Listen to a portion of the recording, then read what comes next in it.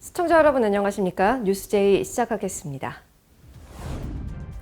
더불어민주당은 신천지 압수수색 영장을 반려한 대구지검을 비판했습니다. 각 당은 총선을 앞두고 민심을 붙잡기 위해 부동산 정책을 발표했습니다. 서울시가 QR코드를 이용해 대여와 반납을 할 수 있는 뉴따릉이를 도입합니다. 중앙재난안전대책본부가 지난 1일 대구시 코로나19 대응 지침을 개정 발표했습니다. 천안시에서는 시에 있는 신천지교회 시설물 8개소를 폐쇄 조치했습니다.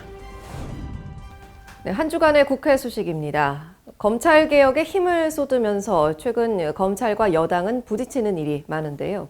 지난 4일 더불어민주당은 대구지검을 강하게 비판했습니다.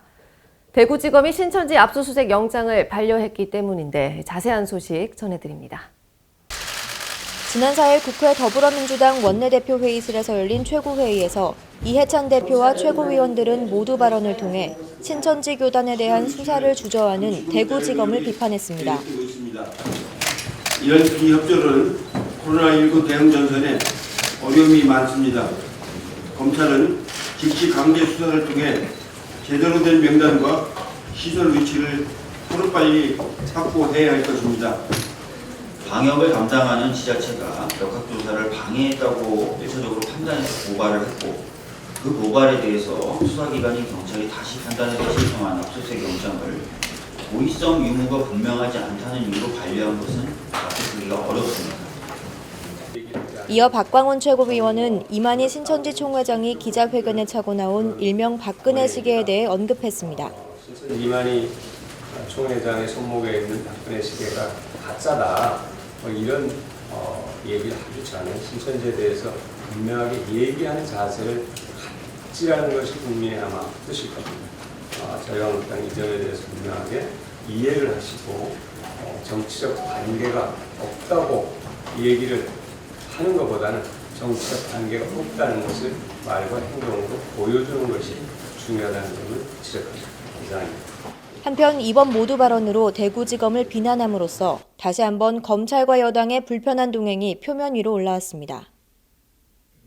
부동산 투기, 갭 투자 등은 꼭 해결해야 하지만 해결하기 어려운 문제이기도 합니다. 각 당은 총선을 앞두고 이 부동산 불평등을 해소하기 위한 부동산 정책을 발표했습니다. 정의당의 기자회견 현장에 JJCTV가 다녀왔습니다. 지난 4일 정의당은 국회 정론관에서 기자회견을 열고 총선 대비 부동산 정책을 발표했습니다.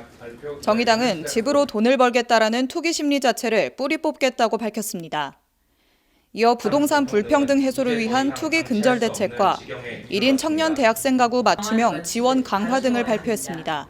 토지와 주택이라는 한정된 자원이 어느 누군가에게 집중이 되면 가격은 상승하고 임대료 및 주거비 상승 등의 피해는 대다수 국민에게 돌아갈 수밖에 없습니다. 정의당은 토지 공개념에 기초하여 보유세 강화 등 시장 친화적인 방식으로 집값 문제를 해결해 나갈 것입니다. 청년들에게 월 20만 원의 주거 보조금을 지급하겠습니다. 1인 가구 비중이 가장 높아진 시대 변화를 반영하여 1인 가구 맞춤형 공공임대주택 공급을 확대하고 저렴한 임대료의 사회주택 확충과 비영리 법인 협동조합의 청년용 쉐어하우스 리모델링 비용을 지원하겠습니다. 한편 앞서 더불어민주당은 청년 신혼 맞춤형 도시 조성을 골자로 한 주택 10만 가구 공급을 전면에 내세웠고 제1야당인 미래통합당은 부동산 규제와 대출 완화로 정부 여당과 대척점을 이룬다는 총선 노선을 정했습니다. 청년 주거 문제와 집값 문제는 민심과 맞닿아 있어 4.15 총선이 얼마 남지 않은 지금 유권자들의 선택이 어디로 향할지 귀추가 주목되고 있습니다. 수도권 소식입니다. 가구마다 개별 주소가 있는 아파트나 연립주택과 비교하면 원룸이나 다가구 주택은 건물 주소만 있는 경우가 일반적인데요. 강북구는 이들 주택에 동이나 층, 호와 같은 도로명 상세 주소를 부여하기로 했습니다. 강북구가 다가구 주택이나 원룸 등에 거주하는 입주민의 편의를 위해 도로명 상세 주소를 직권으로 부여합니다. 건축물 대장에 동이나 층, 호가 기재돼 있는 아파트와 연립주택과 달리 원룸이나 다가구 주택은 개별 가구를 구분짓는 상세 주소가 없는 경우가 많습니다.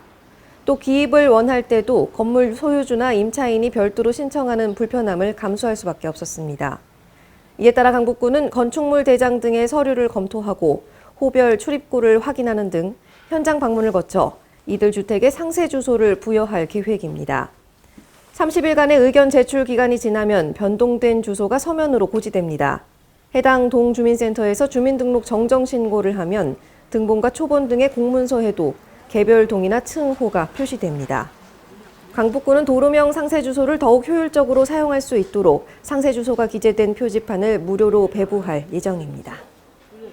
서울시가 QR코드를 이용해 대여와 반납을 할 수 있는 뉴 따릉이를 도입하는데 실시간 위치 추적도 가능하다고 합니다. 이외에도 초중학생을 위한 새싹 따릉이도 도입할 계획입니다. 서울시는 QR코드를 한 번만 스캔하면 대여와 반납이 가능한 뉴 따릉이를 새로 도입합니다. 시는 3월 1일 500대를 시범 도입한 이후 올 상반기 5,000대까지 확대할 예정입니다. 신규로 추가하는 모든 따릉이는 QR형으로 도입하고 기존 단말기는 교체합니다. QR형 단말기가 부착된 뉴 따릉이는 LTE 통신망을 활용한 실시간 위치 추적이 가능해 무단 사용도 차단할 수 있습니다. 만 15세 미만 초중학생을 위한 새싹 따릉이도 도입할 계획인 서울시는 올해 따릉이 대여소를 기존 1,540개소에서 3,040개소로 늘릴 계획입니다. 한편 시는 서울시설공단과 합동으로 따릉이 대여소에 대한 방역을 주기적으로 실시하며 손세정제도 비치했습니다. 계획도시인 분당구는 어린이공원 내에 놀이터와 운동공간, 쉼터를 함께 조성했는데 시설이 오래되다 보니 이용하기가 꺼려지거나 위험한 곳도 있습니다. 이러한 어린이공원을 대상으로 분당구가 전면 리모델링 사업을 추진합니다. 분당구 내 어린이공원 73곳 중에서 재정비 후 10년이 넘어 안전사고 우려가 있는 공원을 우선으로 리모델링을 시행하는데요. 이미 2018년에 3곳, 작년에 9곳, 총 12곳을 재정비한 바 있습니다. 올해는 재난안전특별교부세와 특별조정금으로 확보한 45억 원으로 서당, 분당, 느티나무 어린이공원 등 12곳과 보행자 전용 도로 2곳을 대상으로 재정비 사업을 추진하고 있습니다. 저희 2020년 올해에는 어린이공원 12개소를 대상으로 사업을 진행하고 있으며 지금 현재 영역 설계 중에 있습니다. 이 공간은 자연 속에서 마음껏 뛰어놀 수 있는 어린이들의 놀이 공간과 어르신들만의 운동 및 휴게 공간까지 복합적인 커뮤니티 공간이 될 수 있도록 최선을 다해서 조성을 하고 확대해 나갈 예정이니 많은 관심 부탁드립니다. 지난해 정비한 공원 가운데 자연 지형을 이용한 놀이시설과 미스트 자동 분사시설을 갖춘 곳이 주민들의 호응을 얻었는데요. 특색 있으면서 안전하고 쾌적한 어린이 공원을 만들기 위해 분당구 녹지과는 국민들의 의견을 모으고 있습니다.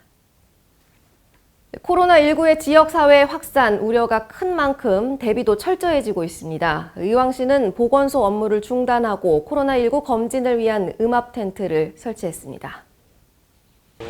의왕시는 코로나19의 확산을 막기 위해 상황 종료 시까지 보건소와 청계보건지소의 모든 업무를 중단하기로 했습니다. 또한 비상 상황에 대응하기 위해 기존 의왕시 보건소 선별진료소 이외에 오전동 시티병원 응급실 앞에 추가로 음압 텐트를 설치하고 선별진료소로 추가 지정해 운영하고 있습니다. 이번 음압 텐트 설치를 통해 코로나19 증상이 의심되는 시민들의 검진이 신속하게 이뤄지고 있습니다. 이에 따라 만에 하나 발생할지 모르는 바이러스 지역 확산을 사전에 막고 보다 안전하게 대비할 수 있을 것으로 보입니다. 네, 다음은 광역시 소식입니다. 대전시가 법률복지 사각지대에 있는 이들을 위해 취약계층 무료 법률 서비스 지원을 확대합니다.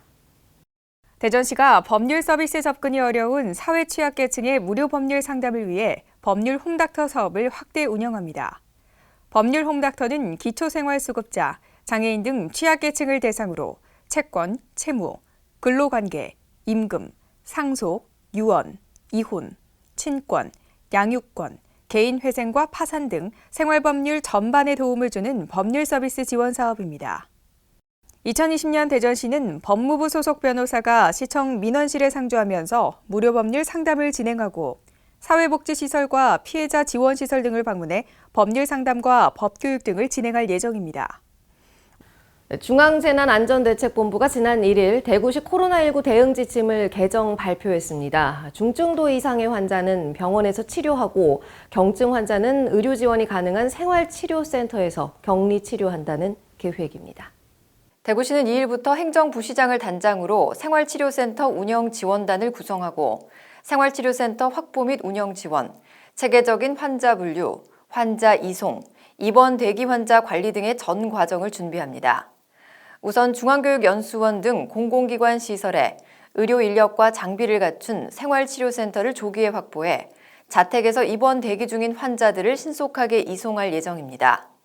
생활치료센터에서는 의료 지원에서부터 심리 지원, 생활 지원, 방역 등의 밀착 지원이 이뤄지고 의료진과 지원 인력이 24시간 상주할 계획입니다.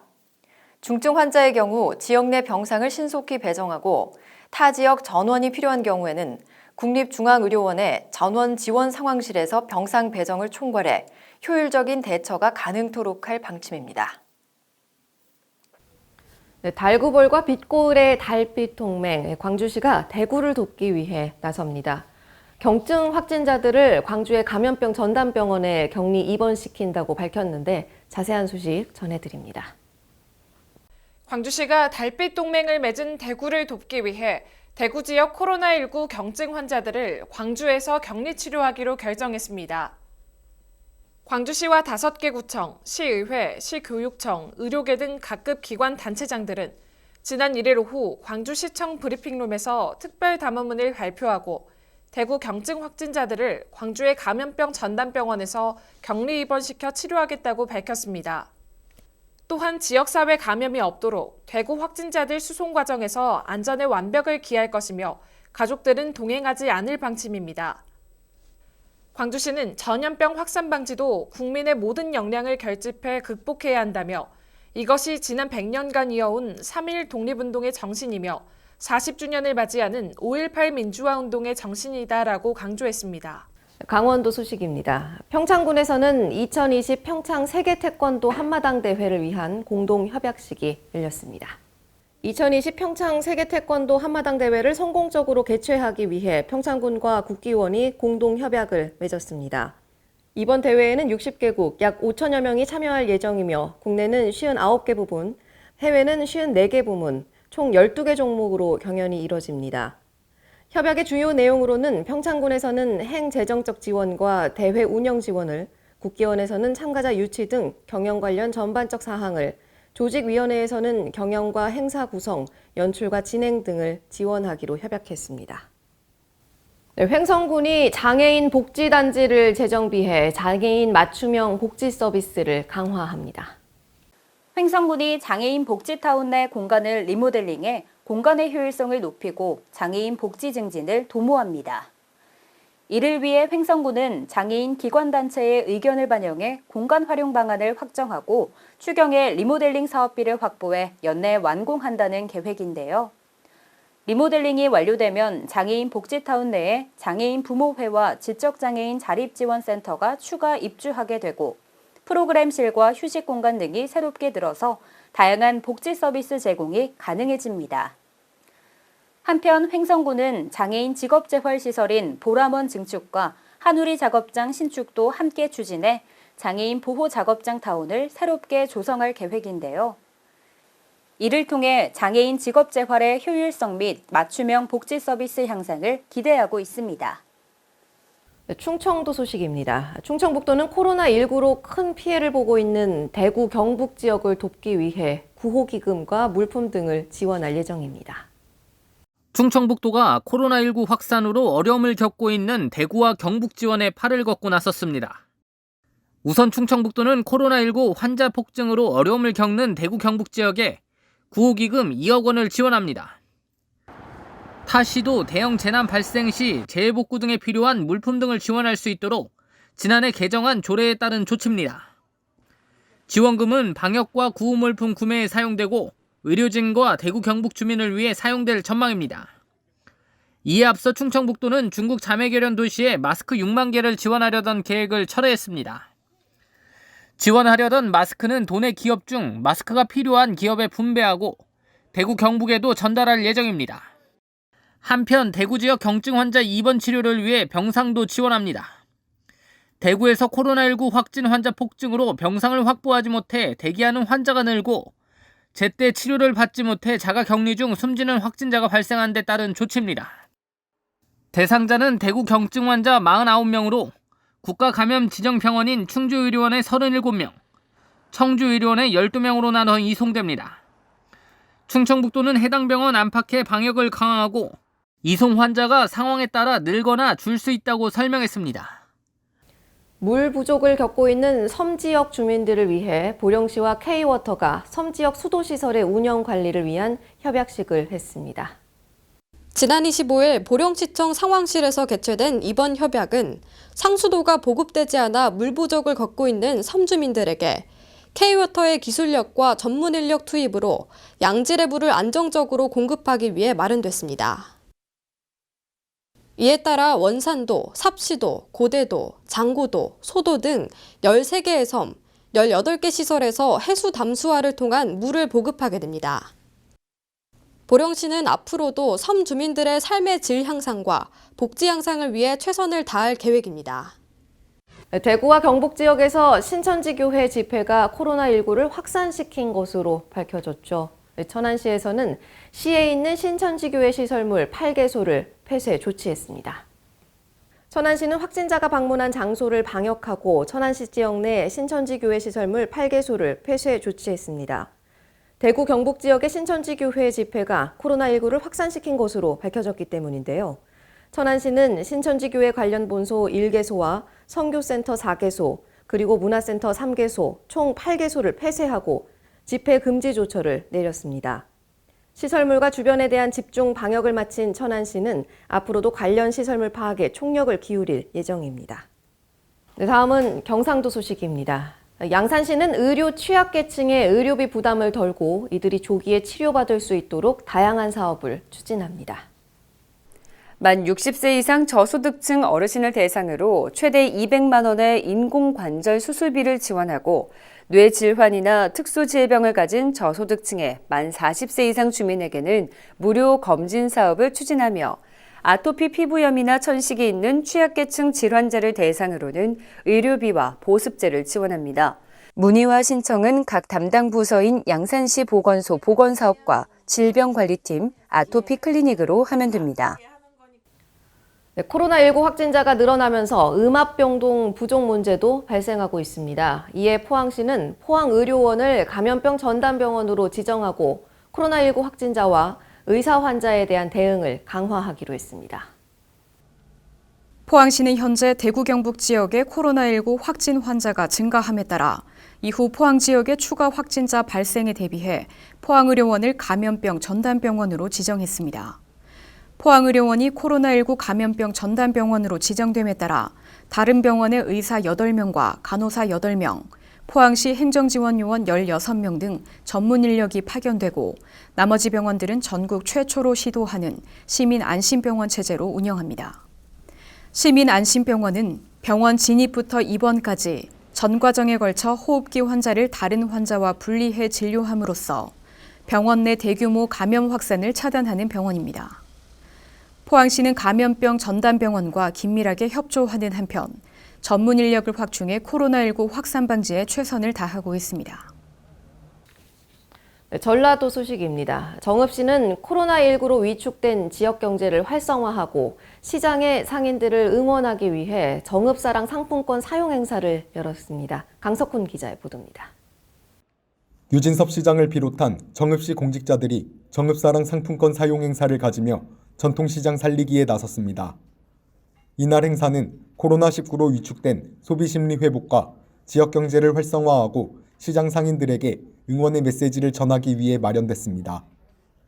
유진섭 시장은 어려움을 겪고 있는 소상공인과 전통시장에 조금이나마 도움이 될 수 있도록 정읍시 공직자들이 정읍사랑 상품권 사용 활성화에 앞장서고 있다며 상인들께서도 힘든 시기를 꿋꿋이 이겨내 주시기 바란다고 말했습니다. 이어 어려운 시기인 만큼 시민들도 정읍사랑 상품권 구매에 적극 동참해 지역경제 회복에 함께 힘써주길 바란다고 당부했습니다. 한편 정읍시는 오는 3월부터 31일까지 코로나19 확산에 따른 지역경제를 활성화하기 위해 정읍사랑 상품권을 8% 특별 할인에 판매하겠다고 밝혔습니다.